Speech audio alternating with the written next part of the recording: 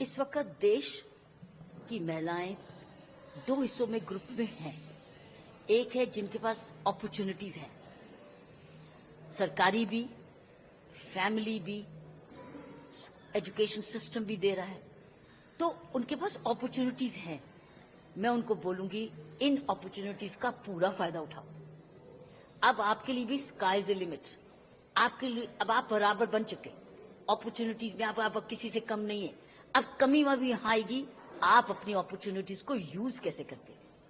सो अपने लिए दूरंदेशी देखो, क्योंकि आप गिफ्टेड हो, आपको मिल गया जो चाहिए। आपको अब ये नहीं सोचना है अब कंप्लेंट करने का समय नहीं है, अब मेहनत करने का समय है, सही सोच लाने के समय है, और अपनी ग्रोथ का समय करते जाओ। और नंबर 2, ऐसे ग्रो करो जिससे आप ये भी सोचो कि मैंने अपने समाज को भी लेके चलना है। मैंने उन बच्चों को लोगों को साथ में ले जाना, अब उठाना है जो कहीं कहीं उनके पास वो नहीं है जो उनके पास आपके पास है। दूसरा वो ग्रुप है जिसके पास अपॉर्चुनिटीज आ रही हैं लेकिन अधूरी है, या उनको मालूम नहीं है, या उनको पहुंची नहीं है, या उनको समझ नहीं है, राइट, या उनको आता नहीं है करना यूज। उनको हेल्प चाहिए।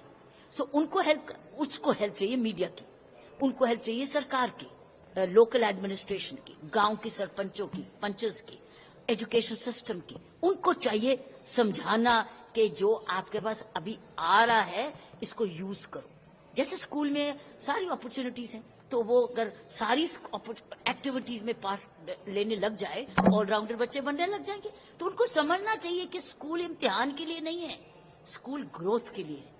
तो सरकारी स्कूलों में फैसिलिटीज और भी बढ़ जाए, प्राइवेट स्कूलों में भी ये स्पोर्ट्स फैसिलिटी, म्यूजिक कॉम्पिटिशन की फैसिलिटी, डेक्लेमेशंस, डिबेट्स, एनसीसी, एनएसएस, ये सारी चीजों का फायदा उठाएं। तो मैं ये कहूंगी इस वक्त हमारा देश दो हिस्सों में है। एक जिसको अब जिसके पास अब चुनौती है, बॉल अब उसके कोर्ट में है, कैसे यूज करता है। दूसरा, मदद भी चाहिए लेकिन समझ भी चाहिए कि ये जो भी मेरे पास है अधूरा है, चाहे कोई बात नहीं, लेकिन मैं इसी से भी शुरू करूं। तो मैं ये समझती हूँ अगर हम ये करेंगे तो देश बड़ी जल्दी प्रगति और भी ज्यादा करेगा। कई सारे चैलेंज इस बीच आते हैं और कई सारी मुश्किल जो पड़ाव है वही पड़ता है। आपकी लाइफ में कोई चैलेंज, कोई मुश्किल जो पड़ी, जो आपका पड़ाव, जो आप शेयर करना चाहेंगे? कोई भी लाइफ, कोई एक दिन एक जैसा नहीं होता है। कौन कहता है कि मुझे कुछ नहीं होना है और कोई चुनौती नहीं आएगी? आएगी, वो आपको टेस्ट करने आती है। तो यही तो ग्रोथ है कि आप अगर अपने आप को पढ़ते रहे, लायक बनते रहे, फिजिकली फिट होते रहे, मेंटली अपने आप को ग्रो करते रहे, अपना फैमिली सपोर्ट सिस्टम बनाते रहे, सही वातावरण रखें, सही समझ रखें। चुनौती क्या है? आपके लिए एक अपॉर्चुनिटी है सीखने की।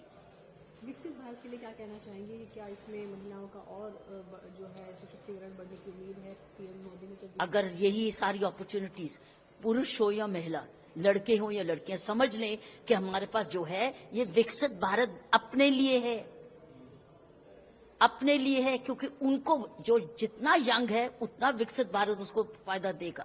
तो इसकी अब समझदारी का समय है, जिम्मेवार जीवन बताएं, समझदारी का, और पढ़ाई करें, गेम्स खेलें, अपने फैमिली की कदर करें, फैमिली रिश्तों को बनाएं, अच्छे दोस्त बनाएं, अच्छी किताबें पढ़ें, अच्छा चरित्र निर्माण करें, अच्छी हैबिट्स डालें। तो विकसित भारत क्यों नहीं होगा?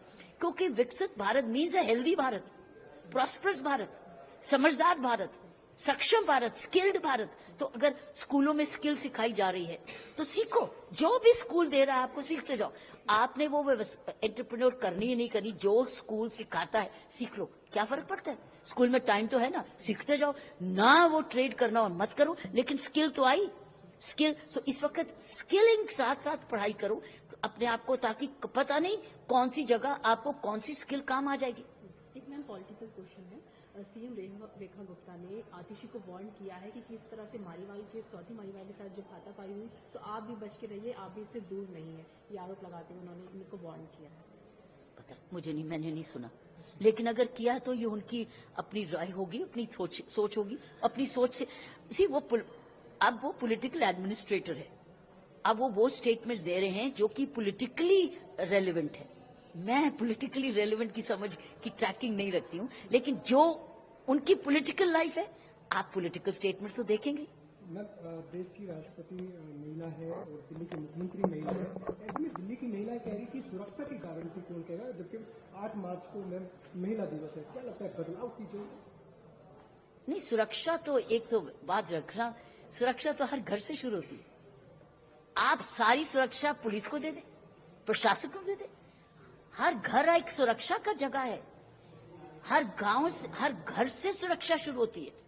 और कैसे बेटे और बेटी को पालन पोषण करते हैं, सुरक्षा वहां शुरू होती है, स्कूलों से शुरू होती है। अगर हर परिवार अपनी अपनी परिवार की जिम्मेवारी ले ले, मुझे बताइए क्राइम कहाँ होगा, आवारागर्दी कहाँ होगी, छेड़ाछाड़ी कहाँ होगी?